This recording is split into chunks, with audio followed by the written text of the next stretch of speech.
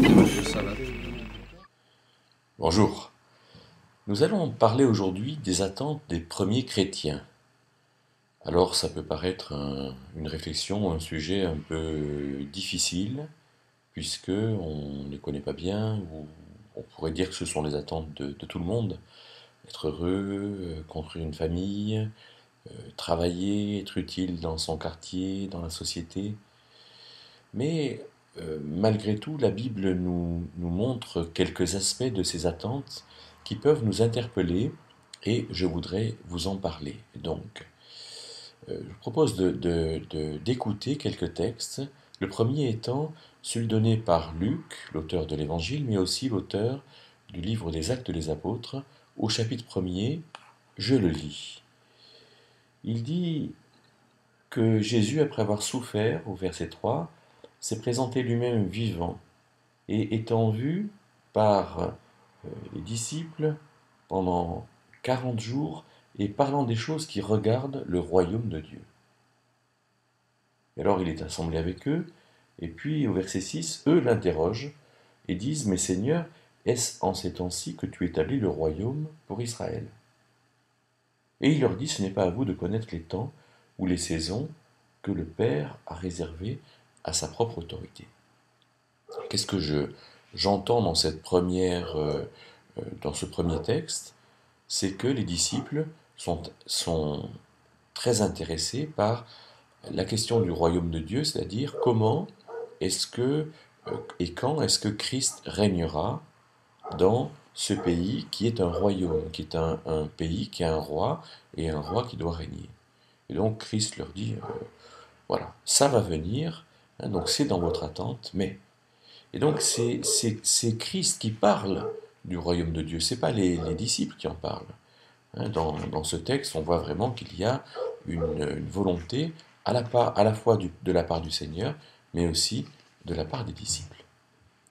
Continuons un peu notre parcours dans les textes bibliques et regardons ce que Paul va dire à Corinthe. Alors on pourrait dire que le Seigneur Jésus parle par la bouche de Luc environ vers 28 après Jésus-Christ. À Corinthe, on est environ vers 56 après Jésus-Christ. Et en 56, Paul va dire au chapitre 1er au verset 7, vous ne manquez d'aucun don de grâce, pendant que vous attendez la révélation, et le mot révélation se dit Apocalypse, la révélation de notre Seigneur Jésus-Christ, qui aussi vous affirmera jusqu'à la fin, pour être irréprochable dans la journée de notre Seigneur Jésus-Christ. Donc ce que les chrétiens attendent, c'est la révélation, c'est l'Apocalypse, c'est le moment où Jésus sera roi et où Jésus régnera comme roi. Alors ça, on peut aussi dire, oui, mais c'est dans la bouche de Paul. Est-ce que Paul était quand même quelqu'un qui avait mis un peu l'accent sur le royaume? Alors lisons ce que dit Jacques. Hein, Jacques était le frère du Seigneur et qui a écrit plutôt que Paul. Hein, peut-être au même moment quand Paul a commencé à écrire les Galates, alors Jacques écrivait aussi. Alors Jacques chapitre 5 verset 7, il dit, usez donc de patience, frères, jusqu'à la venue du Seigneur. La venue en grec, parousia, veut dire l'avènement. On pourrait traduire cela par le couronnement du roi. Donc soyez patients jusqu'au couronnement du roi. Alors, dans le même temps, Pierre est quelqu'un qui parle à l'occasion des souffrances infligées par Néron, hein, puisque Pierre écrit entre 62 et 64 sous Néron, et c'est en 64 que Néron va commettre ses atrocités. Alors Pierre va dire au chapitre 1er de sa première lettre, il va dire, vous êtes maintenant affligés pour un peu de temps par différentes épreuves.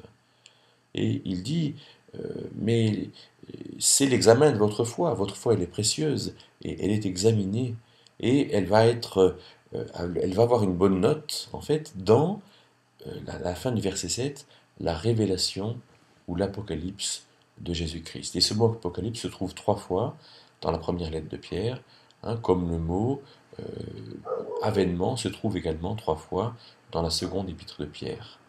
On voit comment Pierre attend cet avènement. Hein, voilà, c'est l'attente.